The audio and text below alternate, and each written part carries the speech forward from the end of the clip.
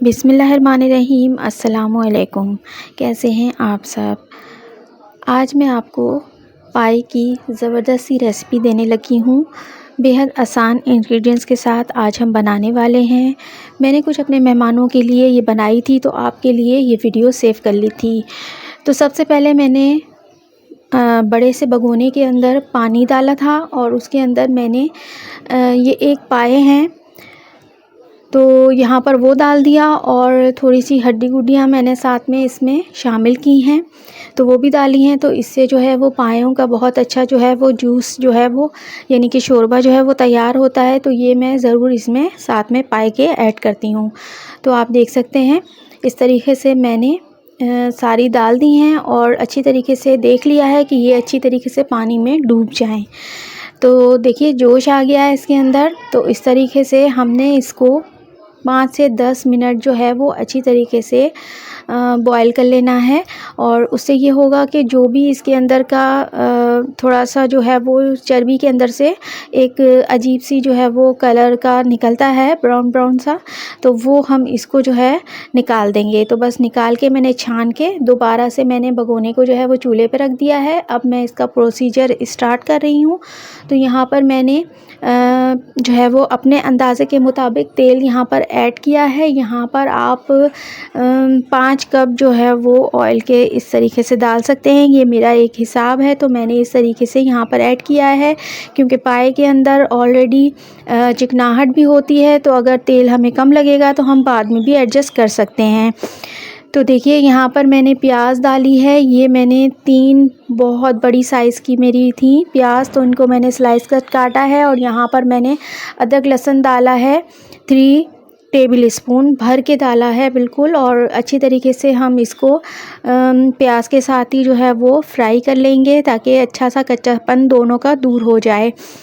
तो देखिए कच्चापन जैसे ही दूर होगा तो अब हम इसके अंदर जो हमने बॉईल करके पाए रखे थे वो यहाँ पर हम ऐड कर देंगे। तो बस सबसे पहले यही काम होता है कि पायों के जितने भी हमारे पीसेस थे वो हमने इसके अंदर ऐड कर दिए हैं, और हम अच्छी तरीके से प्याज के साथ इनको भुनाई कर लेंगे अच्छी तरीके से। इसी में अदरक लहसुन भी पड़ा हुआ है, तो वो दोनों जो हैं वो इसके अंदर जब हम भुनाई करेंगे तो मसाला जो है वो अच्छी तरीके से हमारा डेवलप होना स्टार्ट हो जाएगा। तो बस इसी तरीके से हमने इसको मिक्स करना है और खूब अच्छी तरीके से भुनाई करनी है। भुनाई हमने बिल्कुल भी जो है वो कम नहीं करनी, बल्कि अच्छी तरीके से हमने 10 मिनट इसकी भुनाई करनी है। उसके बाद हमने यहाँ पर हल्दी शामिल करनी है। हल्दी यहाँ पर मैं थोड़ी सी ज़्यादा ऐड कर रही हूँ, 1 टीस्पून मैंने डाली है यहाँ पे भर के। और थोड़ी सी लाल मिर्च डाली है, ½ टीस्पून, और थोड़ी सी कलौंजी ऐड की है यहाँ पर चुटकी भर। और इसके साथ मैं यहाँ पर जो हूँ वो पाया मसाला यहाँ पर डालने लगी हूँ। ये मेरा होममेड है, आपको मेरे चैनल पर मिल जाएगा। तो यहाँ पर 1 टेबल स्पून भर के मैंने निहारी पाया मसाला डाला है। और इसके बाद जो है वो इनको अच्छी तरीके से हमने फिर से भुनाई करनी है।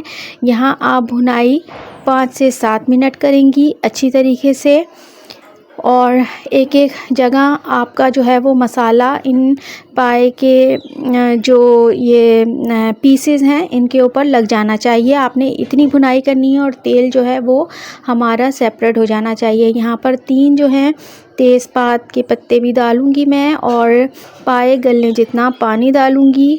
याद रहे कि यहाँ पे हमने पानी पहले ही ऐड कर देना है। हाँ, अगर थोड़ा सा कम होगा तो फिर हम वो पानी गर्म करने के बाद जो है वो इसमें शामिल करेंगे, तो हमारे पाए का जो मज़ा है वो ख़राब नहीं होगा।